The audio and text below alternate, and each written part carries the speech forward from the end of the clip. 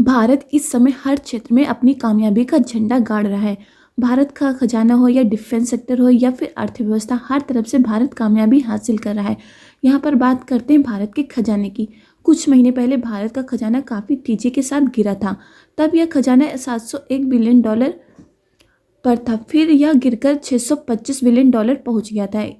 इसमें 75 billion dollar से ज़्यादा की गिरावट आई थी, लेकिन उसके बाद इसमें सुधार भी देखने को मिला। लेकिन इस बार जो सुधार हुआ है उससे लोगों को काफ़ी ज़्यादा खुशी हुई। इस बार भारत के इतिहास के सारे रिकॉर्ड तोड़ते हुए भारत ने एक ऐसा मुकाम हासिल कर लिया जो कि अभी तक इतिहास में भारत के साथ कभी भी नहीं हुआ था। हाल ही में आई एक रिपोर्ट के अनुसार भारत का खजाना लगातार दूसरे हफ्ते भी तेजी के साथ बढ़ा है।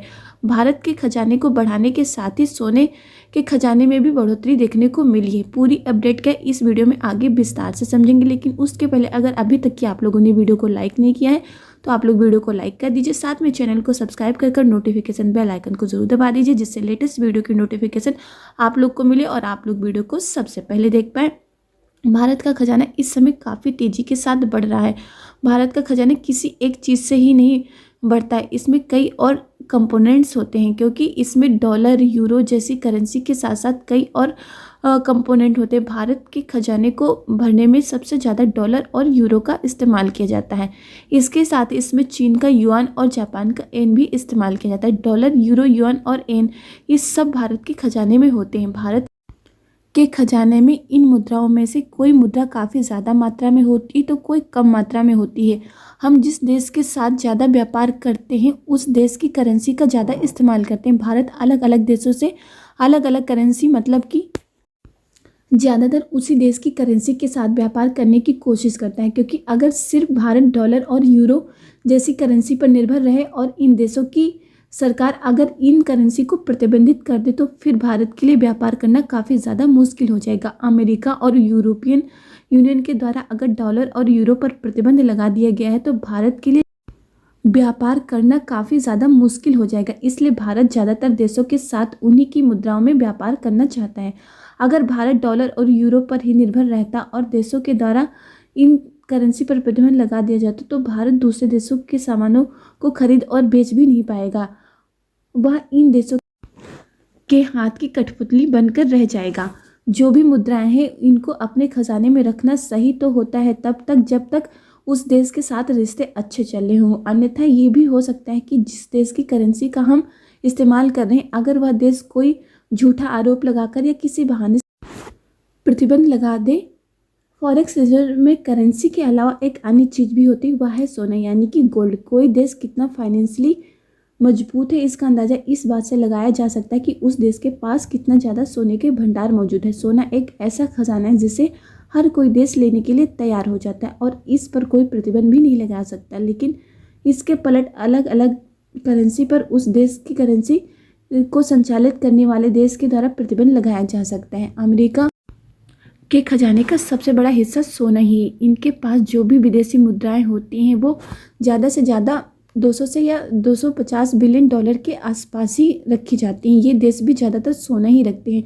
ब्रिटेन जैसा देश भी अपने खजाने में ज़्यादातर सोना ही रखता है। इस समय चीन जैसे देश ने भी अपने खजाने में सोने को काफ़ी ज़्यादा बढ़ा लिया है। भारत 15 से 20 साल पहले सोने में खजाने के मामले में काफ़ी पीछे हुआ करता था, क्योंकि तब भारत इस पर काफ़ी कम ध्यान दे रहा था। लेकिन पिछले कुछ समय से भारत अपने देश के खजाने को बढ़ाने में लगा हुआ, जिसका फल यह है कि भारत का खजाना पहले से काफ़ी ज़्यादा बढ़ गया है। इस समय भारत के खजाने में सोने के भंडार ने अपने सारे रिकॉर्ड तोड़ दिए हैं। भारत में इस समय सोने का खजाना लगभग 71 बिलियन डॉलर तक पहुंच चुका है। यही बहुत बड़ी मात्रा है। इसका अंदाज़ा इस तरह से लगाया जा सकता है कि जो नेपाल, म्यांमार, श्रीलंका, भूटान देश की कुल अर्थव्यवस्था है, इन देशों की अर्थव्यवस्था को भारत का जो खजाना मौजूद है उससे खरीदा जा सकता है। दुनिया में अभी तक 100 से अधिक देश नहीं है जिनकी अर्थव्यवस्था से ज़्यादा भारत के पास सोना है। भारत में सोने का खजाना काफ़ी तेज़ी के साथ बढ़ा है। सोने का खजाना ही नहीं बढ़ा है बल्कि अब कुल खजाना भी बढ़ा है। भारत का खजाना बढ़कर 631 बिलियन डॉलर हो चुका है। यह बहुत ही शानदार बढ़त है, क्योंकि भारत का खजाना पिछले कुछ समय से काफ़ी तेज़ी के साथ घट रहा था, लेकिन अब फिर से भारत के खजाने में काफ़ी तेज़ी के साथ बढ़ोतरी हुई। जिस तेज़ी के साथ अभी भारत में सोने का खजाना बढ़ा है, पूरी उम्मीद है कि आगे आने वाले समय में भी भारत में सोने का खजाना इतनी तेजी के साथ बढ़ता जाएगा। भारत में वर्तमान समय में डॉलर के मुकाबले भारत का रुपया काफ़ी ज़्यादा गिरा है। वैश्विक व्यापार में यह उतार चढ़ाव लगा रहता है। इसके लिए किसी एक देश के को जिम्मेदार नहीं ठहराया जा सकता। अमेरिका के नए राष्ट्रपति ट्रंप जब से राष्ट्रपति बने तब से सभी देशों की करेंसी डॉलर के मुकाबले काफ़ी ज़्यादा गिर गई है। ट्रंप की पॉलिसी ऐसी है कि चीन, ब्रिटेन, रूस इन देशों की करेंसी लगातार गिरती जा रही है। भारत का रुपया भी अभी 90 से 91 तक जाता हुआ दिखाई देगा, क्योंकि अमेरिका की इन पॉलिसी को अभी कम्पिटिट करने के लिए अभी कुछ समय और लगेगा। जून और जुलाई तक का समय लग सकता है। सभी देशों की करेंसी स्टेबल हो जाएगी। ये अनुमान लगाया जा रहा है कि जून और जुलाई तक की भारतीय रुपया गिरने से केवल भारत का ही नुकसान नहीं हो रहा है, बल्कि भारत की जो कंपनियां हैं उनको एक्सपोर्ट करने में काफ़ी ज़्यादा फायदा भी हो रहा है, क्योंकि जैसे जैसे भारतीय रुपया गिरता जाएगा वैसे वैसे छोटे और बड़े एक्सपोर्टर को ताकत मिलेगी। यह ताकत अमेरिकी टैरिफ को काउंटर करने में मददगार साबित होगी। इससे बड़ी बड़ी कंपनियां फ़ायदा उठाने वाली हैं, क्योंकि अगर अमेरिका 5 से 10% तक की टैरिफ भी लगाता है तो इससे भारतीय कंपनियों पर जो इंडियन एक्सपोर्टर है अपना मार्जिन कम करने में कैपेबल हो जाएंगे और उसे कंपनसेट कर लेंगे डॉलर की रेट से, जिससे भारतीय प्रोडक्ट अमेरिका में महंगे नहीं होंगे और वह पुरानी रेट पर ही रहेंगे। और अमेरिका का इन कंपनियों पर टैरिफ लगाना कोई ज़्यादा नुकसानदायक नहीं होगा भारतीय कंपनियों के लिए।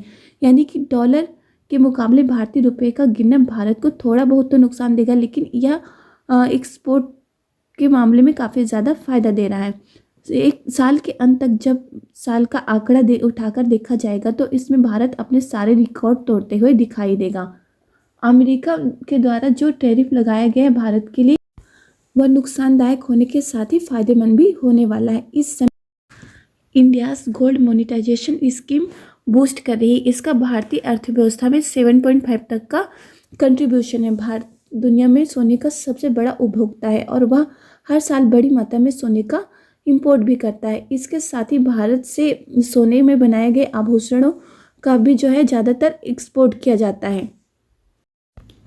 अब इस समय जो है भारत का गोल्ड रिजर्व भी काफ़ी तेज़ी के साथ बढ़ रहा है और इसको बढ़ने में काफ़ी समय लगा, क्योंकि आप लोग को वीडियो में पहले ही बता दिया गया कि पहले जो है भारत ने ध्यान नहीं दिया था गोल्ड रिजर्व के लिए, पर अब जब से वो ध्यान देने लगा तब से भारत का जो है गोल्ड रिजर्व भी काफ़ी ज़्यादा बढ़ रहा है।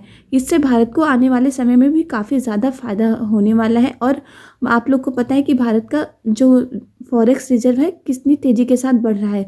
उतार चढ़ाव तो लगा रहता है, लेकिन अब जो है इस समय जो है काफ़ी तेज़ी के साथ जो है भारत का फॉरेक्स रिजर्व बढ़ रहा है। भारत का फॉरेक्स रिजर्व एक बार फिर से काफ़ी तेज़ी के साथ बढ़ रहा है। आपकी इस पर क्या राय है? अपनी राय कमेंट करके ज़रूर बताएं। आप लोग को वीडियो पसंद आए तो वीडियो को लाइक कर दीजिए, साथ में चैनल को सब्सक्राइब कर नोटिफिकेशन बेल आइकन को जरूर दबा दीजिए, जिससे लेटेस्ट वीडियो की नोटिफिकेशन आप लोग को मिले और आप लोग वीडियो को सबसे पहले देख पाए। इस वीडियो में बस इतना ही। जय हिंद, जय भारत।